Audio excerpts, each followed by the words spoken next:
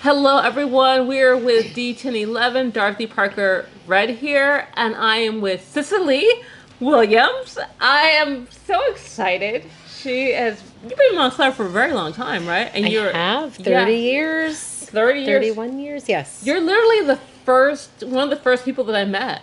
Yeah, Really? I went to, I think it was Tyranny's, and I saw you perform, and I was just like, oh, she's amazing. Oh, And I don't know, you know what? I'm gonna tell you something. I'm more of a writer type person and visual artist type person. So if I say okay, if I go, oh, you remind me of Stevie Nicks, is that crazy or no? Is that okay? no. And it's a wonderful compliment. She's an amazing artist and singer, and who wouldn't want to be compared to a wonderful artist and singer? I think that whenever people perform, I think the audience generally takes something to relate it to their own lives. So yeah, and So it's not a bad thing. It's a compliment. Yeah, just so you guys know, here we're at the Chorus Tavern. We're actually at a bar. You bet. Just so you know, so if you hear clinking glasses,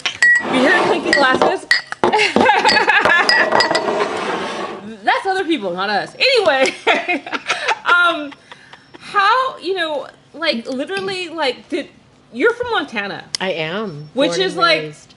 so. I mean, for me, it's rare. A lot of people are not in Montana. How does that shape your music identity, or?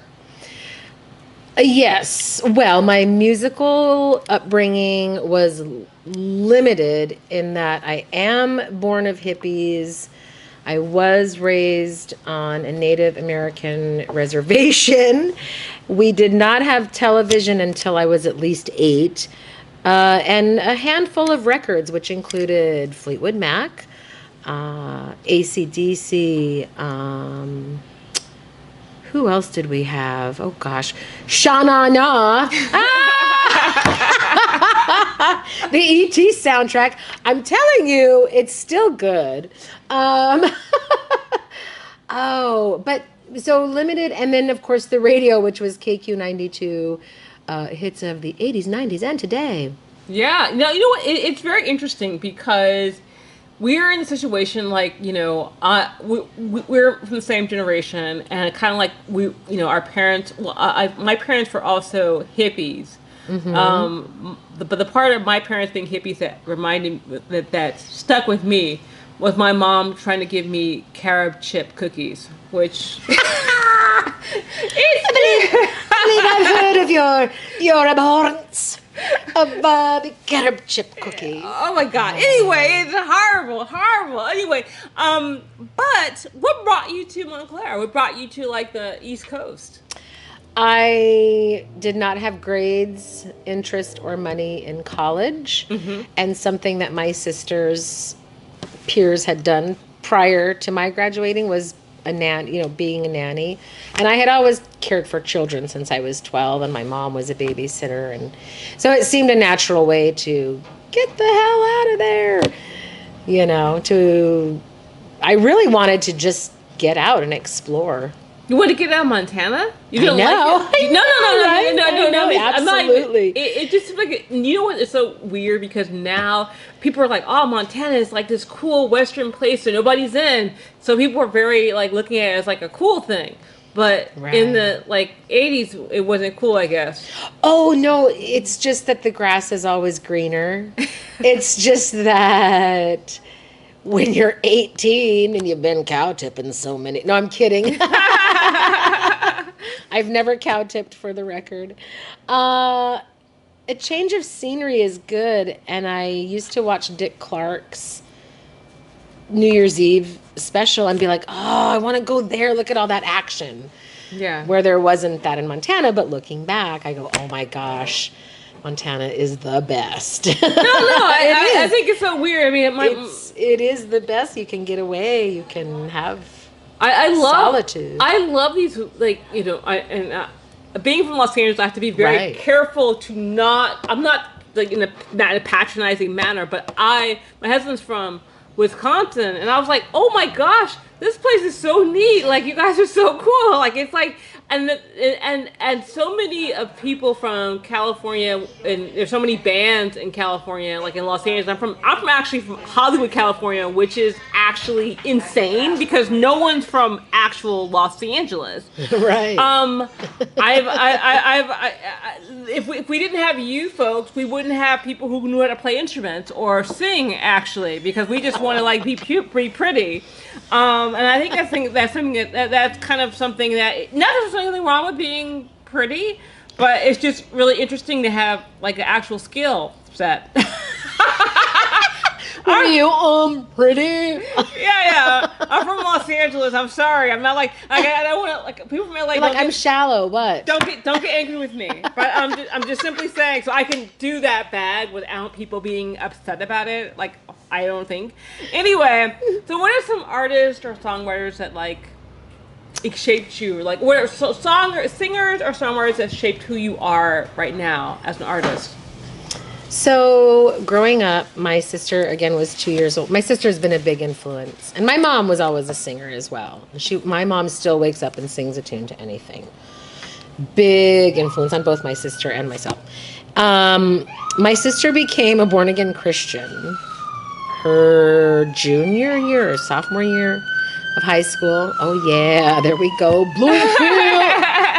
Weren't we just talking about that? And so that she became really into contemporary Christian artists. And again, not having, that was also when CDs first came out, and I got my first CD player, and my mom said, you can pick 3 CDs from this dinky little department store. I think it was called, oh crap, I can't think of the name of it. It's fine. This selection was such that I got Garth Brooks because in 92 or 1990, whatever, he was great, and we were country. And then the other one was Criss Cross. Yeah. Jump. I was like, oh yes, I love that. And the third one, it might have been fucking Michael Bolton. So, needless to say, limited, but my sister got into an artist named Margaret Becker. Mm-hmm. And that was one of the first female artists that I saw perform, heard recordings of, loved to sing along with, and still do. So Margaret Becker, long story short. Eva Cassidy, she passed. She became popular, and I heard her in the 2000s. Mm-hmm. But for each of them, it's all, for me, it really boils down to a story. What's the story? How does the story go? Who's singing it? How are they delivering it? Do they take pauses? Do they put the emotion into it? The emotion of the story is really what gets me. Well, I mean, do you feel? I mean, are those singers like folk or you know what? Sure. Yeah. So Margaret Becker is a contemporary Christian artist, but she started as a rock. She's Canadian, I believe. Okay. But she started secular, and I feel like a lot of her songs. There's a certain song called Pause, or it's called I Want It Because It's Real, and I equate it to my second family, my gay family, my second family. It's called I Don't Want to Be Without You. Mm-hmm. Or it might just be called Without You. I can check that. But the way that she sings it, and it's basically saying, these are the words I never speak. These are and it's just, I feel like everyone can relate to it.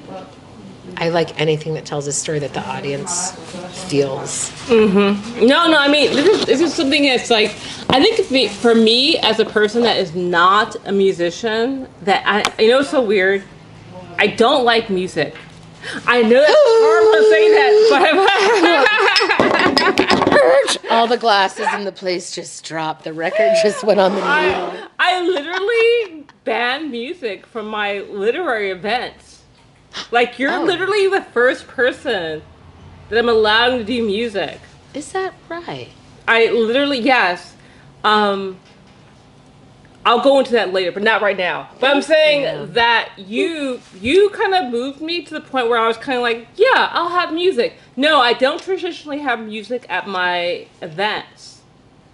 But there was something about you that made me feel like, oh, there's something different about you that made me go, that break that 20-year ban. Oh shit, girl, you don't let me shit. I had a 20-year ban. No pressure. 20-year ban on music. Lifted. Yeah. Well, it was lifted for you. Just because it's like, you know, when think about how would you describe your sound to someone hearing you for the first time? Like hearing you, just kind of like, you know, your songs, like your meaning, your you know, your motivation. Well, my voice is such that I just try to keep it really open and clear. And my sister recently said, I recently had a visit with her, but this was months before that. In a text, she said that she said that she can see in my performance that I feel moved to minister. Those were her words. And I took that in. And I guess for me, I feel like whenever you go to a show, you are going to have an experience and to feel connected. Right?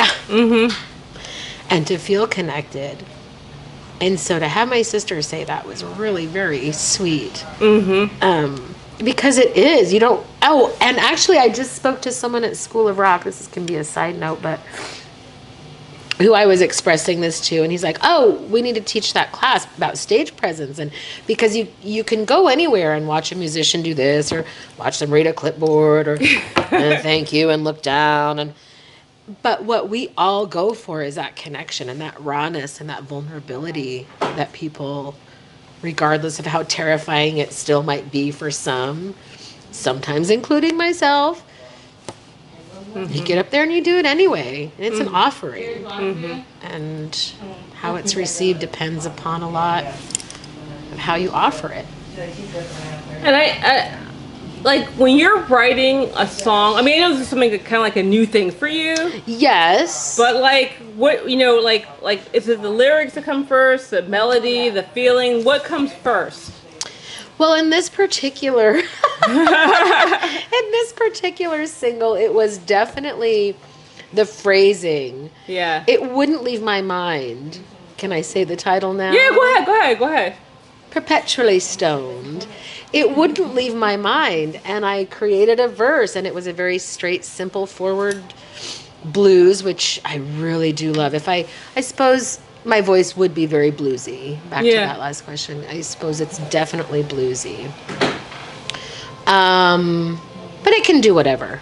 Yeah. No. For the record. And that's what makes for, I'm happy for the recording end of that, where, you know, people in the studio go, oh, Cecilē can sing this. Call her and she'll sing that.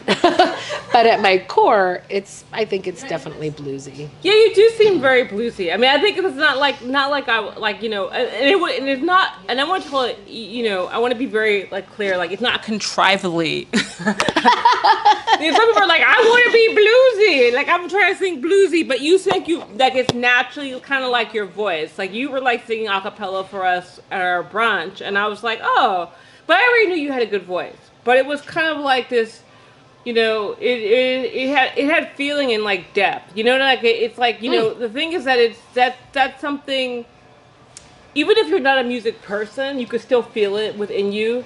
I remember like one time, go ahead. Yes. Yo, please, I am agreeing with that. That's the point for me. That is religion. That is what connects us all. Yeah. Is rhythm and those feelings of music. And no, I remember I was like doing my poetry one time, and then somebody told me, he was the janitor. He was cleaning up. He was like, I really hate the poetry at this place, but you are different. I actually sat and listened to you.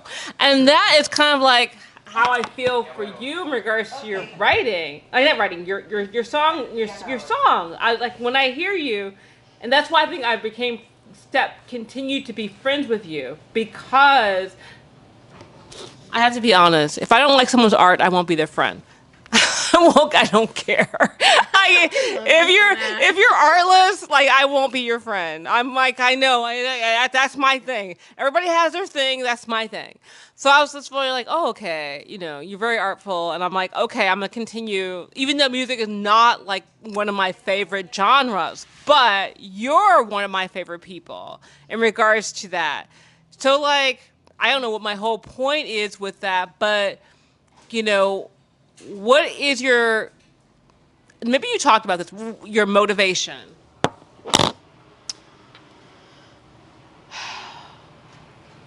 The thing that motivates me most is connection. Because I did not go to college, because I didn't have money, because of all of that. The literal only thing that has ever moved me is connection with people. And music makes that so easy in a sense, because so many people in music are like-minded, and art and poetry and storytelling. And so it makes it a real easy avenue to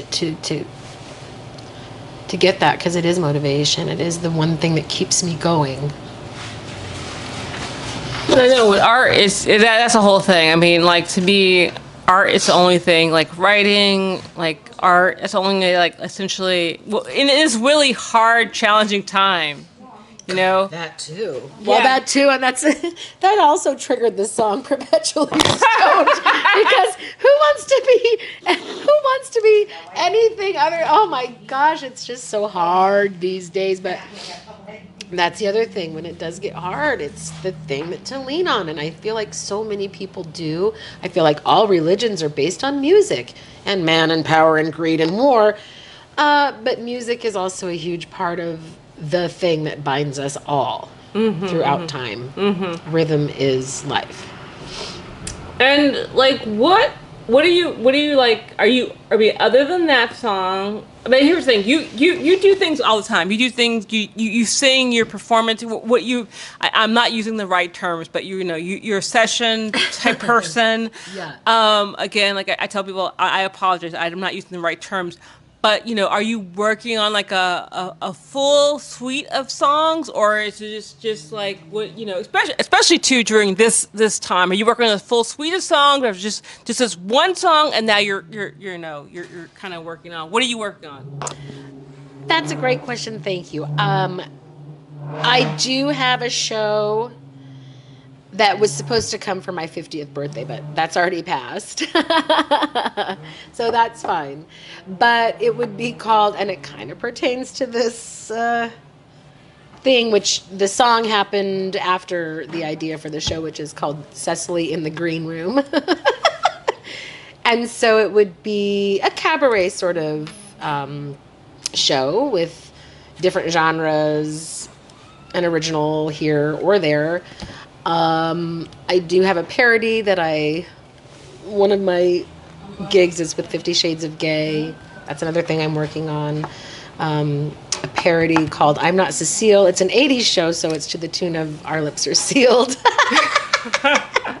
Can you hear them? They introduce me. They say a name, but it's not the same. Can you see them? See right through them. They have no clue, what am I gonna do? Doesn't matter what I say, you'll get it wrong anyway. I'm not Cecile. So that's a little parody that I had some help co-writing with Ike Avelli, who's from 50 Shades of Gay, a comedian and international touring show. So like, what do you hope people feel like when they hear your music? Anything. Anything. Honestly, I've sung many songs in many different kinds of shows in and around the tri-state area. And if anyone comes up to me and says, gosh, that was great, or, oh, that reminded me of, or I can see you doing this. The last when I sang at your brunch, your guest, the student, not Mark, Nick. He said that I sounded like Adele, and like no one tries to sound like anyone, but whenever anyone takes the time to compliment you for any reason, not even compliment you, to share with you a feeling is everything.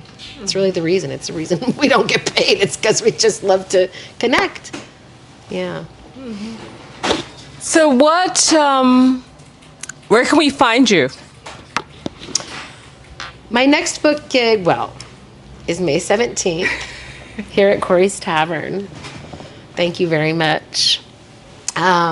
I'm also booked in August in Boston with 50 Shades of Gay. Couple recording sessions between then and now, and I do hope to get a band going. Toot, toot, toot. Did you hear that? It's meant to be. So, yeah. See, my daughter's graduating, so it's a good time to kind of figure out what to do next. Well, thank you so much for chatting with us, and we look forward to hearing you sing on May 17th. Thank you so much, Lo. I love you so much. I've always been a big fan. Always. And I'm thrilled. Thank you.